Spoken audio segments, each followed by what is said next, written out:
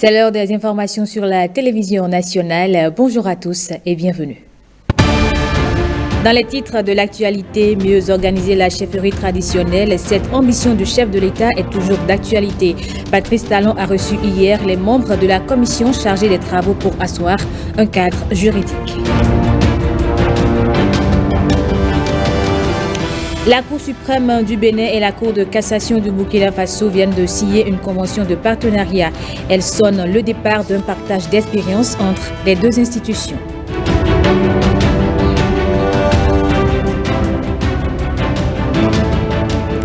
Et puis clap de fin pour le Festival international des films identitaires et solidaires.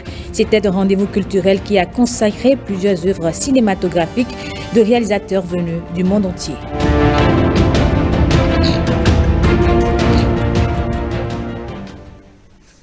Bonjour à tous et bienvenue dans ce 13h. La chefferie traditionnelle est reconnue par la Constitution béninoise depuis octobre 2019. Et pour davantage l'organiser, le président de la République a reçu les membres de la commission chargée des travaux pour asseoir un cadre juridique. Les précisions avec Jérôme Mbo. Le chef de l'État rencontre les membres de la commission chargée des travaux préalables à l'établissement d'un régime juridique de la chefferie traditionnelle. C'est un avant-projet d'une grande importance pour la cohésion sociale que Patrice Talon confie à cette commission. Fouiller, rechercher, trouver toutes les données de notre histoire en cette matière. Ce qu'étaient les royaumes qui ont existé sur le territoire du Bénin. Les données les plus détaillées de l'organisation fonctionnelle, politique et administrative, ce qui existe comme données écrites, mais retrouver également toute la tradition orale de ce qui n'a pu être transcrit de manière formelle. Donc les recueillir, les confronter, parce que tout ce qui est oral, comme vous le savez très bien, comporte quelques fragilités. Ce qui est transmis de génération en génération peut parfois connaître quelques déviances ou des biais ou des changements. Donc, il faudra, pour vous, être des experts pour recueillir à travers les différentes sources les plus variées possibles tout ce qui concerne ou relate notre passé, notre histoire, la manière dont nos aïeuls ont géré la cité, au plan administratif, au plan politique, au plan social, et dresser le répertoire de tout cela. 13 membres sur les 15 que compte la commission pris part à la séance. Ces experts, historiens, ethnologues et sociologues disent mesurer la portée de cette exaltante mission républicaine. C'est très important effectivement que la tradition soit l'ancienne corde au bout de laquelle l'on tisse les nouvelles cordes de l'administration officielle de notre pays. Parce que nous venons de quelque part et nous n'allons pas assister passifs à la falsification de notre histoire et c'est pour cela que vous avez voulu bien mettre sur pied cette commission. C'est donc un grand honneur pour nous et nous vous promettons que notre engagement sera total pour apporter satisfaction et faire en sorte que ce travail soit un travail efficient, un travail qui permette de corriger le tir. C'est une mission exaltante dont nous mesurons la portée, Monsieur le Président, et la nation, aussi bien que vous ne serez pas déçus des résultats de nos travaux. On connaît un peu ce dossier-là. Depuis le temps de la Révolution, à rapport à tout ça. Et parce que le courage, la volonté politique a manqué, on en est arrivé à cette situation-là que nous vivons. Deuxième élément, pour montrer l'importance de ce travail que vous nous demandez, Nous parlons de l'indépendance de l'Afrique, de l'autonomie de l'Afrique, de nous-mêmes. Mais quelle autonomie on peut avoir en dehors de nos réalités? Voilà pourquoi ce dossier est extrêmement important pour l'indépendance de l'Afrique, pour l'unité africaine. Nous ne pouvons jamais faire notre unité par rapport aux réalités de ceux qui ont intérêt à ce que l'Afrique soit sous domination. Et là où j'ai l'espoir, comme cette fois-ci, ce qui avait manqué aux générations passées, là, la volonté, le courage politique, vous l'affirmez, et sur cette base, en tout cas la commission que vous avez eu à mettre en place, de mon point de vue, vous ne serez pas déçus. Mais il ne s'agira pas, rassure Patrice Talon, d'engager la chefferie traditionnelle dans un quelconque conflit avec la Constitution. Si nous parvenons à rétablir l'autorité morale traditionnelle et nous réussissons alors à la faire cohabiter avec la gouvernance moderne, nous allons davantage instaurer une harmonie sociale, une cohésion sociale. Nous allons mieux gouverner la cité. Nous allons nous-mêmes mieux vivre. Et c'est pour ça que nous avons, nous tous, fait inscrire dans notre Constitution, dans les derniers amendements, nous avons inscrit que la chefferie traditionnelle devrait retrouver ses noblesses.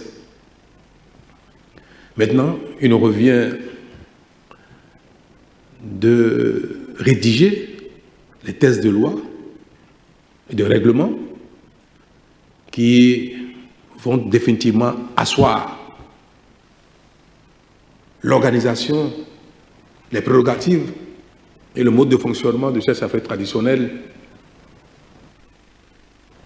de manière compatible avec la Constitution, les lois qui nous régissent.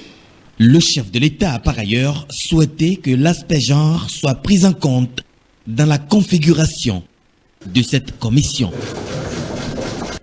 Et au cours de la rencontre, le chef de l'État a attiré l'attention des membres de la commission sur un point important. La réforme de la chefferie traditionnelle doit obéir à certaines orientations. On écoute Patrice Talon. Vous savez combien nous avons connu quelques dérapages depuis. On a désorganisé même ce qui constitue la chefferie traditionnelle au Bénin, nous-mêmes.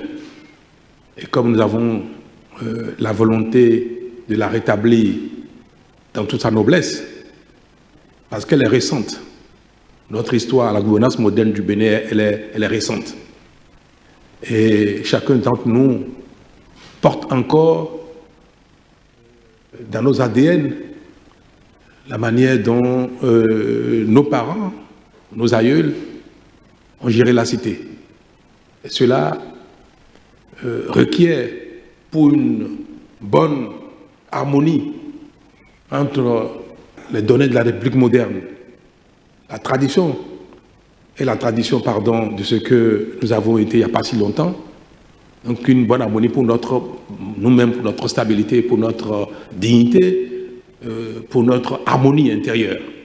Si nous parvenons à rétablir ces choses-là et que nous les réveillons, nous les remettons au goût du jour, telles qu'elles ont été, en essayant de les adapter à nos réalités modernes, de manière conforme à notre Constitution, à nos lois, parce qu'il ne s'agit pas de rétablir la chefferie traditionnelle en compétition, en conflit avec l'ordre moderne. Notre Constitution est intangible, c'est notre choix unanime. Nos lois qui organisent la vie politique, qui organisent l'administration, relèvent de notre choix, de notre façon d'exister aujourd'hui, de conduire la cité. Il n'est pas question de les remettre en cause. Mais associés à la République, à la façon dont nous gouvernons aujourd'hui la cité, de manière moderne, républicaine, si nous parvenons à associer à elle nos coutumes en matière d'organisation sociale, si nous parvenons à rétablir l'autorité morale traditionnelle. Et nous réussissons à la faire cohabiter avec la gouvernance moderne. Nous allons davantage instaurer une harmonie sociale, une cohésion sociale. Nous allons mieux gouverner la cité. Nous allons nous-mêmes mieux vivre. Après cette mise au point, le chef de l'État est revenu sur la direction dans laquelle les travaux de la chefferie traditionnelle vont se dérouler. Pour lui, cette direction ne doit pas se heurter à l'esprit de la réforme. Voici les propos de Patrice Talon. Je vais me répéter pour que le sens de vos travaux ne pêche en rien. La direction dans laquelle vos travaux vont se dérouler ne heurte pas du tout l'esprit de la réforme. Il n'y aura pas de compétition ou de conflit entre les prérogatives de la chefferie traditionnelle telle que nous la voulons, avec notre constitution, avec nos lois qui organisent la vie politique et administrative du pays. Certes, il sera peut-être nécessaire de partager avec la chefferie traditionnelle certaines prérogatives en matière de cohésion sociale, mais en matière administrative pure, il n'y aura pas de partage de rôle. Dans un premier temps, ce qui va constituer l'essentiel de vos travaux et qui fera l'objet d'un rapport que nous allons examiner ensemble, c'est d'abord l'organisation de la chefferie traditionnelle. Qu'est-ce qu'elle doit être? De manière conforme à ce que fut chacun de nos royaumes dans le passé. Donc, une fois que vous aurez retracé notre histoire en la matière, nous allons voir ensemble comment on remet tout ça au bout du jour pour corriger tous les dérapages qu'on a pu observer jusqu'à maintenant. Dans le reste de l'actualité, la Cour suprême du Bénin et la Cour de cassation du Burkina Faso viennent de signer une convention de partenariat. Elle est essentiellement basée sur le partage d'expériences. Les présidents des deux juridictions ont apposé leur signature au bas des documents au siège de la Cour suprême à Porto Novo. Firmin Bassao et Brice Combo. Un acte juridique de haute portée traduisant le renforcement d'un partenariat entre la Cour suprême du Bénin et la Cour de cassation du Burkina Faso.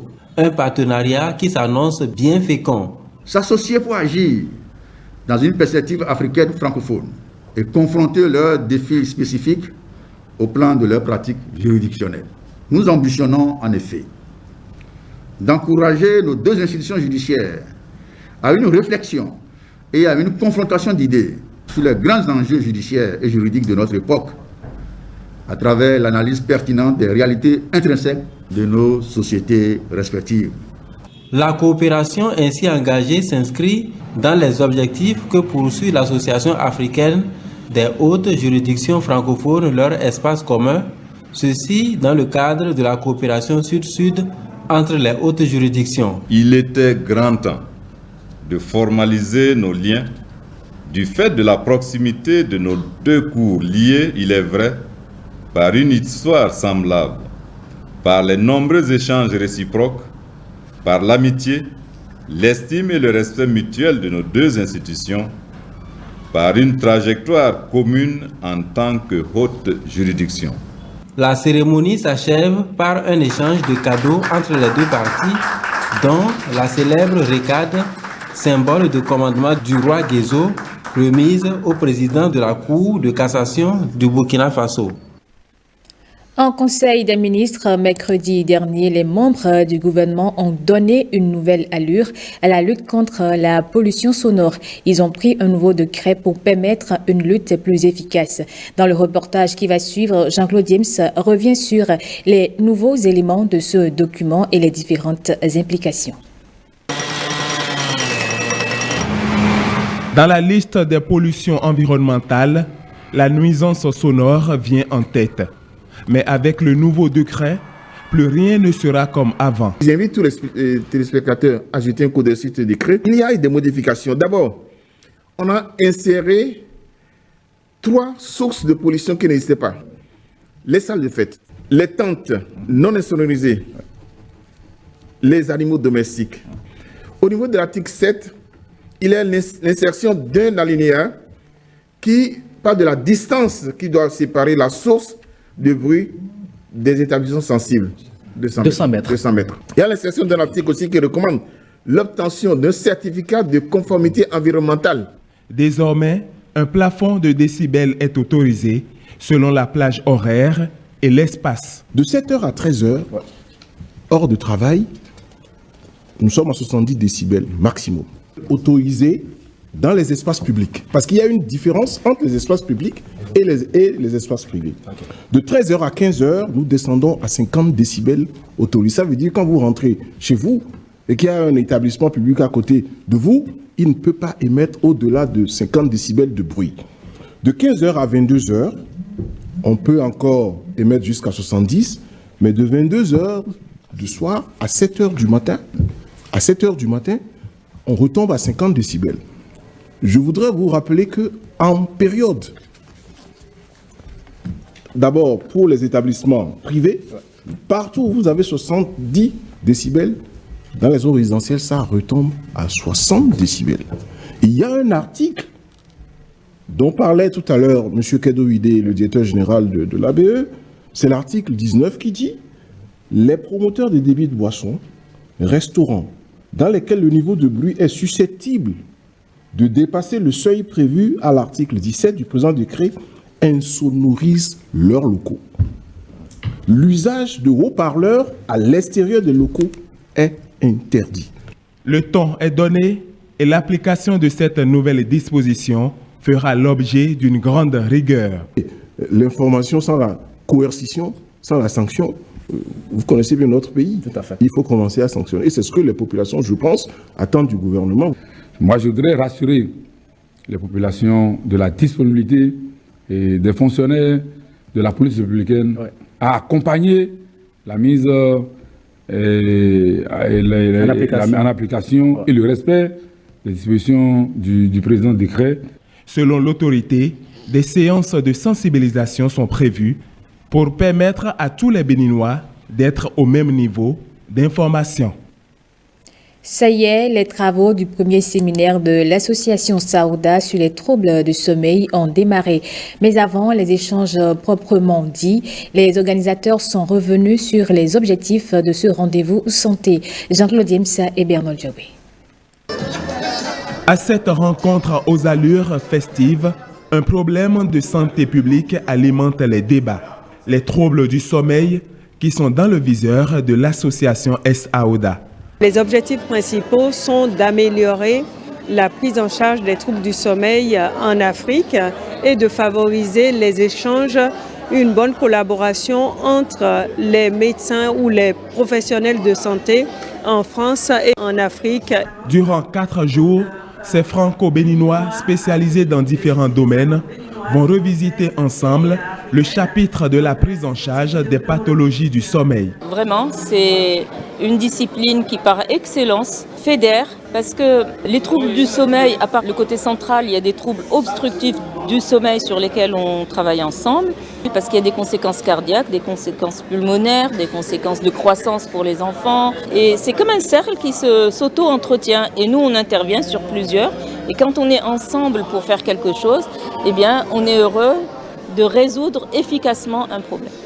Très belle initiative et je crois que c'est le début d'une bonne coopération entre le Sud et le Nord. Et l'association est la bienvenue sur la terre béninoise. Les objectifs sont assez clairs. Le ministère de la Santé remercie vraiment les membres de l'association et les encourage. Et le ministère est prêt à soutenir cette association. Ces 2 documents sur le sommeil représentent quelques supports de ce rendez-vous scientifique qui allie théorie et pratique. La sécurité des matières radioactives a fait l'objet d'un cours régional de formation qui a réuni les experts de l'Agence internationale de l'énergie atomique. Pendant 5 jours, ils ont amélioré leurs connaissances sur le sujet. Gilles Dansou et Simon Villon. Sécurité des matières radioactives et des installations associées, les experts venus de plusieurs pays de l'Afrique ont réfléchi sur la problématique. Il s'agit essentiellement des hauts fonctionnaires de l'Agence internationale de l'énergie atomique. Au-delà de tout, ce que les uns et les autres ont pu vivre tout au long de cette formation, et spécifiquement la compréhension des participants au moindre détail des modules dispensés, nous restons persuadés et nous en sommes certains que ce cours régional, globalement, vous a été bénéfique. L'engagement et l'ardeur des participants d'acquérir les connaissances liées au sujet traité, l'excellente performance des experts et leur utilisation d'un langage très proche de la situation régionale ont été, entre autres, des facteurs clés de ce succès. Il ne fait l'ombre d'aucun doute que les matières radioactives sont des produits très sensibles et leur sécurité revêt une importance capitale dans le cadre de leur utilisation pacifique. Je vous exhorte par conséquent à mettre en pratique, une fois de retour dans vos pays respectifs, les riches enseignements que vous avez reçus. Au bout de 5 jours, les experts repartent avec de nouvelles notions et reçoivent leur attestation de participation. C'est un nouveau docteur en sciences de l'économie. Aimé Dadeyon vient de soutenir sa thèse sur les effets macroéconomiques des technologies numériques de l'espace UEMOA. Un travail qui lui a valu la mention très honorable avec les félicitations de jury Christelle Tongodo et Daniel Ada. Après en avoir délibéré à l'unanimité, le jury accepte de vous élever au rang de docteur en sciences économiques de l'université d'Abomey-Calavi avec la mention très honorable. Aimé Kokou Dadeyon fait ainsi son entrée dans le cercle des docteurs en sciences de l'économie de l'université d'Abomey-Calavi. C'est un sentiment de joie, je suis très ému parce que ce n'est pas facile. Ça fait près de 4 ans de recherche, près de 4 ans de travail acharné, près de 4 ans de plusieurs nuits blanches. Et surtout que nous n'avons pas bénéficié d'un financement en bonne et due forme. C'est de la grande souffrance et aujourd'hui c'est comme une libération pour nous. La thèse, brillamment défendue par le nouveau docteur devant ce jury international, porte sur les effets macroéconomiques des technologies numériques de l'espace UEMOA. Nous entendons dans les discours politiques, nous entendons ça et là que les technologies numériques sont bénéfiques pour les économies de l'UEMOA, pour les économies de chacun des pays, mais il n'y a pas eu de travaux scientifiques qui montrent réellement l'effet de ces technologies-là dans notre espace commun qui est l'UEMOA.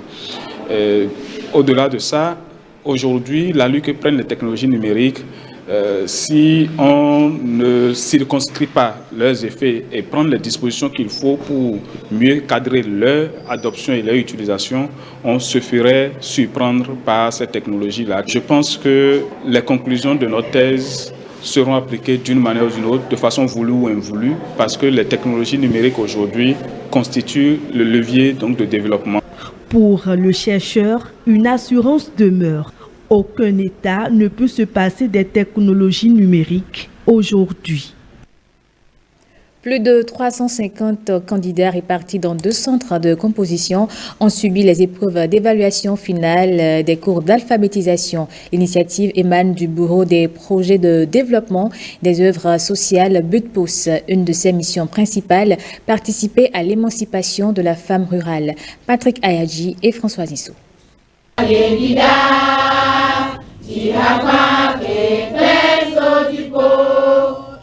Ils reprennent en chœur l'hymne national dans les langues sahouais et guin avant de plancher dans les différentes épreuves.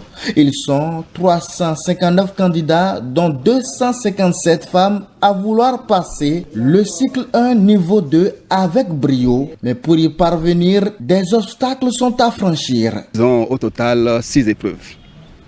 D'abord, il y aura lecture et compréhension du test pour voir un peu leur niveau. La dictée, pour voir est-ce qu'ils sont capables d'écrire ce qu'ils entendent. Et ensuite, il y aura calcul, que nous appelons mathématiques gestion. L'ONG BUPDOS travaille en étroite collaboration avec le gouvernement pour contribuer à l'émancipation des filles et fils du Mono. Ce sont des sujets qui sont à votre portée donc. Il n'y a pas de panique à avoir, il n'y a pas d'inquiétude à avoir. Mais je peux vous rassurer aussi que cette activité se mène sous les auspices de la direction départementale des enseignements secondaires techniques et de la formation professionnelle, en charge bien sûr de l'alphabétisation dans le département du Mono. L'année passée, ils ont été formés, évalués au cycle 1, niveau 1. Et c'est ceux qui sont déclarés admissibles ou ce sont eux qui sont venus suivre l'évaluation de ce jour. Une fois l'attestation de fin de formation en poche, les bénéficiaires seront de sérieux prétendants au poste de maître alphabétiseur dans leurs communes respectives. Je vous le disais en titre, le Festival international des films identitaires et solidaires Festifis a pris fin. Il a mis en compétition plusieurs œuvres cinématographiques de réalisateurs venus du monde entier. À la fin, les meilleurs ont été primés. Théodore Gandieko et Dorcas Tito Chalidji pour le reportage. Félicitations. 128 films au total étaient en compétition, 52 ont été retenus et seuls les 7 meilleurs sont primés. Le prix de la meilleure réalisatrice dénommée Nyonko Guy, le meilleur film africain Biogera et le grand prix du Festifis sont autant de trophées décernés aux réalisateurs de ces grandes œuvres cinématographiques. C'est des professionnels qui ont soumis des films, surtout sur le plan africain et puis sur le plan international. Donc c'était des œuvres de qualité. Heureusement, le jury aussi était composé des professionnels, des gens rigoureux, des gens objectifs qui ont su définir les critères professionnels qu'il faut pour démêler les chiffres. Ce qui nous a permis d'avoir ces 7 lauréats que vous venez de voir.